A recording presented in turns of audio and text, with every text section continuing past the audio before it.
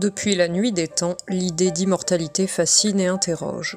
Qu'elle soit abordée par le prisme de la science, des récits mythologiques ou des traditions spirituelles, l'immortalité soulève des questions profondes sur la condition humaine.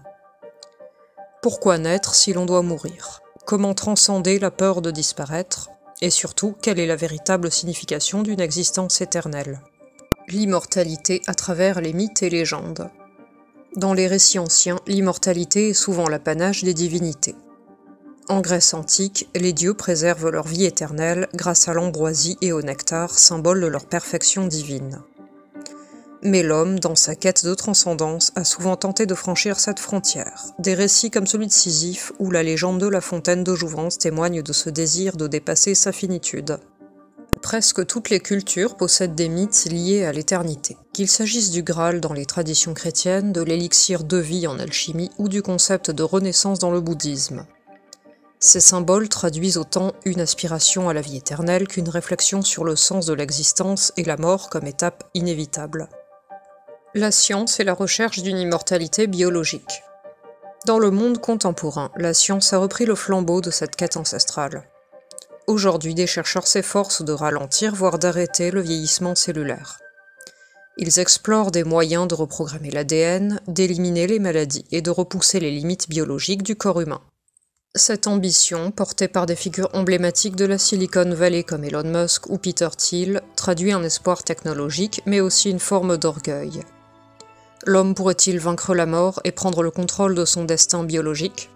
Cependant, cette perspective soulève de nombreuses interrogations éthiques et philosophiques. La vie peut-elle exister sans la mort? Après tout, les mécanismes biologiques eux-mêmes reposent sur un équilibre entre destruction et renouvellement.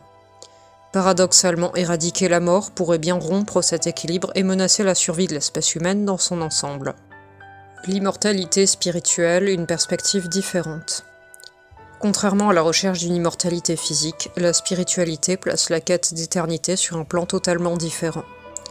Dans les grandes traditions religieuses et philosophiques, l'immortalité ne réside pas dans le prolongement infini de sa vie corporelle, mais dans un dépassement de soi. Dans le christianisme, par exemple, la vie éternelle est une communion avec Dieu, un état d'être qui nécessite de renoncer à l'ego.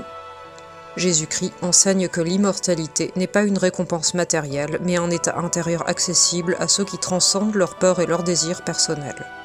De même, dans le bouddhisme, l'éveil permet d'échapper au cycle infini des renaissances.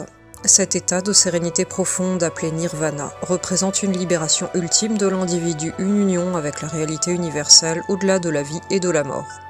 Un mythe au cœur de la philosophie. La philosophie, quant à elle, interroge l'immortalité à travers des concepts abstraits. Pour Platon, l'immortalité repose dans la contemplation des idées éternelles. Pour les stoïciens, elle réside dans l'acceptation totale de la nature et de son ordre. Les épicuriens, eux, prônent un détachement des illusions et une vie centrée sur l'instant présent, seule façon de goûter à une forme d'éternité terrestre. Ainsi, les philosophes soulignent que l'immortalité, loin d'être une réalité tangible, est avant tout une quête de sens. Elle ne consiste pas à échapper à la mort, mais réconcilier l'homme avec sa condition en intégrant l'idée de finitude dans une perspective plus vaste. L'immortalité, un chemin, pas une destination. Que ce soit par la science, la foi ou la philosophie, la quête d'immortalité révèle avant tout le besoin humain de transcender ses limites. Pourtant, vouloir préserver éternellement son existence individuelle, c'est souvent s'opposer à l'ordre naturel des choses. Pour accéder à une forme d'éternité véritable, il est nécessaire d'abandonner l'illusion d'un moi séparé. La vie éternelle, qu'elle soit envisagée spirituellement ou philosophiquement, semble nécessiter une dissolution de l'ego, une réconciliation avec le tout. En conclusion, l'immortalité n'est peut-être pas une question de durée, mais de profondeur. Loin d'être une réalité à conquérir, elle pourrait être un état d'acceptation, d'harmonie et de compréhension universelle. Une invitation à vivre pleinement ici et maintenant en embrassant à la fois la vie et la mort comme les deux faces d'une même réalité. Bonne journée et à bientôt pour de nouveaux contenus.